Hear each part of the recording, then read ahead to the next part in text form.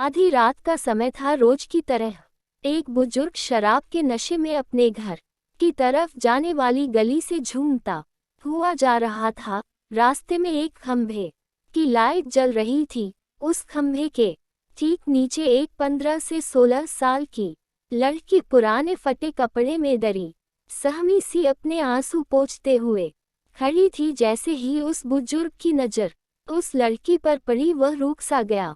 लड़की शायद उजाले की चाह में लाइट के खंभे से लगभग चिपकी हुई सी थी। वह बुजुर्ग उसके करीब गया और उससे लड़खड़ाती जबान से पूछा, तेरा नाम क्या है? तू कौन है और इतनी रात को यहाँ क्या कर रही है?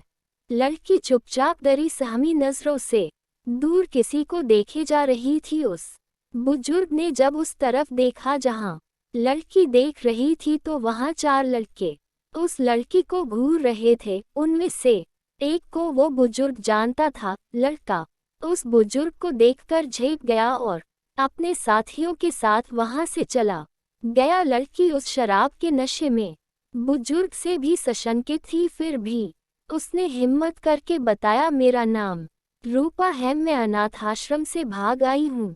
वो लोग मुझे आज रात के लिए कहीं भेजने वाले थे। दबी जुबान से बड़ी मुश्किल से वो कह पाए, बुजुर्ग क्या बात करती है? तू अब कहाँ जाएगी? लड़की, नहीं मालूम। बुजुर्ग, मेरे घर चलेगी। लड़की मन ही मन सोच रही थी कि ये शराब के नशे में है और आधी रात का समय है, ऊपर से ये शरीफ भी नहीं लगता है।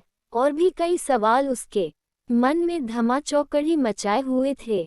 बुजुर्ग, अब आखिरी बार पूछता हूँ, मेरे घर चलोगी हमेशा के लिए?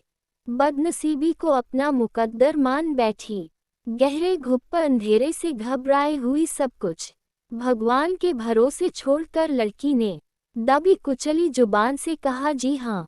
उस बुजुर्ग ने झट से लड़की का हाथ कसकर पकड़ा और तेज कदमों से लगभग उसे घसीटते हुए अपने घर की तरफ बढ़ चला। वो नशे में इतना धुत था कि अच्छे से चल भी नहीं पा रहा था। किसी तरह लड़खड़ाता हुआ अपने मिट्टी से बने कच्चे घर तक पहुंचा और कुंडी खटखटाई। थोड़ी ही देर में उसकी पत्नी ने दरवाजा खोला और पत्नी कुछ बोल पाती कि उससे पहले ही उस बुजुर्ग ने कहा, ये लो, संभालो इसको, बेटी लेकर आया हूँ हमारे लिए। अब हम बांझ नहीं कहलाएंगे, आज से हम भी औलाद वाले हो गए। पत्नी की आंखों से खुशी के आंसू बहने लगे और उसने उस लड़की को अपने सीने से लगा लिया।